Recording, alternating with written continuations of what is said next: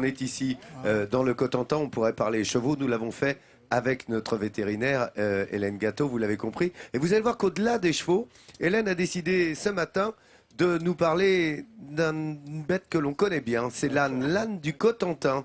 Alors Hélène, est-ce que c'est bien ça dont tu voulais me parler, Hélène? C'est bien l'âne du Cotentin, c'est ça? On y est? Et oui, et sur le port de Barfleur, j'ai été rejointe par Fabiola et ses ânes. Car les ânes sont aussi des animaux emblématiques de la Normandie, l'âne du Cotentin et l'âne normand.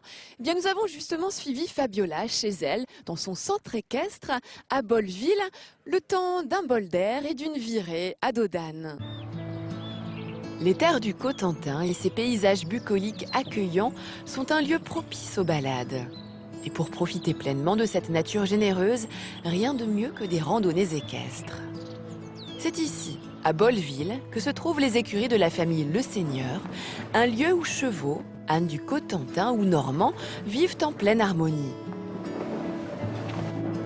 Voici Fabiola, accompagnée de sa fille et d'une amie. Comme chaque matin, la journée commence de bonne heure par le nourrissage des animaux.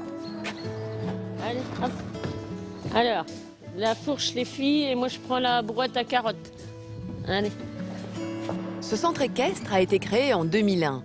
Il compte aujourd'hui une vingtaine de chevaux et une dizaine d'ânes, tous plus gourmands les uns que les autres. Pour Fabiola, nourrir cette grande famille d'équidés n'est pas une mince affaire. Allez. Ah bah oui, alors là ça va être un petit peu la cohue, parce que ça c'est c'est ce qu'ils adorent. Attends Quentin, allez. 2 secondes.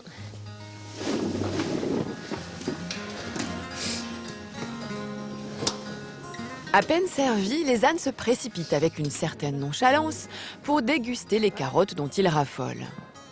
Fabiola reste aux aguets, les chevaux plus dominants, essaient toujours de s'imposer pour passer en premier. L'âne est beaucoup moins dominant que le cheval, donc forcément que quand le cheval vient pour les pousser, ils vont caler. Ils vont pas s'affirmer au niveau du cheval. Une fois les animaux repus, le calme revenu, Fabiola en profite pour nous présenter les chouchous de sa grande famille d'équidés qu'elle connaît tous par leur nom. Tu viens dire bonjour? Bon oui. Qu'est-ce que... Alors voilà monsieur Quentin le Cotentin. Alors Pompon, lui, il fait toujours le malheureux, il a toujours ses oreilles en arrière. Là, c'est Quiche, c'est Kiki. Donc celle-là, c'est l'ânesse cotentine. Ici, Fabiola élève avec amour des ânes qui sont des races locales. L'âne normand, avec sa robe B, est plus petit que l'âne du Cotentin, qui lui est gris. Mais tous les deux ont cette croix de Saint-André dessinée sur le dos qui part de la tête jusqu'au bout de la queue. Comme il est B foncé, la croix noire se voit beaucoup moins. Et le Cotentin, il a la croix aussi sur l'épaule, mais du fait qu'il est gris tourterelle, la croix se voit beaucoup mieux. Derrière le centre équestre, les autres chevaux et ânes de Fabiola vivent paisiblement tous ensemble au grand air. Fabiola entretient une relation toute particulière avec ses animaux. Cavalière émérite, elle fait de l'équitation depuis qu'elle est enfant. Elle a découvert les ânes presque par hasard en 2001, lorsqu'on lui en a confié un pour les vacances. Et ce qui lui a plu, c'est la complicité qu'elle a pu nouer avec cette espèce. Et une complicité qui est là. C'est le contact surtout de l'animal qui est pour moi important. Parce qu'il y a une relation entre le cavalier et son cheval, ou un âne, hein, n'importe. Mais le plus important pour Fabiola est de valoriser ses races locales. Que ce soit l'âne normand, l'âne du Cotentin ou le cob, cette race de cheval typique de Normandie, notre éleveuse veut partager son amour pour les animaux de sa région et surtout casser l'image négative qu'on peut parfois avoir des ânes. C'est pas parce que tout le monde dit que l'âne est bête et têtu et qu'il n'y a aucun attrait avec l'âne. Eh bien justement, il y a plein de choses à faire avec l'âne, mais qui sont différentes qu'avec le cheval. Ça fait partie du patrimoine du Cotentin et c'est ça que je veux préserver et valoriser. Et pour changer cette image, autant s'y atteler dès le plus jeune âge. Tout au long de l'année, Fabiola organise avec les plus jeunes des animations d'attelage attractives et ludiques. C'est déguisé en princesse ou chevalier que ces enfants vont pouvoir participer à un rallye, une promenade avec des jeux qui va leur permettre de découvrir l'âne à travers la région du Cotentin. Il va falloir que vous retrouviez des fiches comme ça. Vous allez en avoir 9 à retrouver, madame là. L'un des ânes tire un chariot médiéval dans lequel Fabiola installe les petits. Seuls les plus grands enfants de niveau suffisant peuvent monter à dos d'âne. Et c'est parti pour une randonnée équestre d'1 heure sur la voie verte, une ancienne voie de chemin de fer transformée en chemin pédestre. Tout au long du parcours, la petite troupe va arrêter ses montures à différentes étapes afin de répondre aux questions du jeu organisé par Fabiola. Que mange l'âne l'hiver? Il mange du foin, des carottes.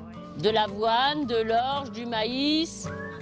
Pour notre éleveuse, passionnée par les enfants, c'est une façon ludique d'apprendre. Ça permet aussi aux enfants de découvrir la nature au pas de l'âne. Et ça fait aussi revoir un petit peu son histoire, tout en s'amusant. Les enfants apprécient toujours ces balades au rythme du pas de l'âne. J'aime bien chez cet animal, c'est leur personnalité, c'est leur façon d'être, on peut créer des liens avec eux, franchement j'aime bien. C'est avec eux que j'ai commencé à monter.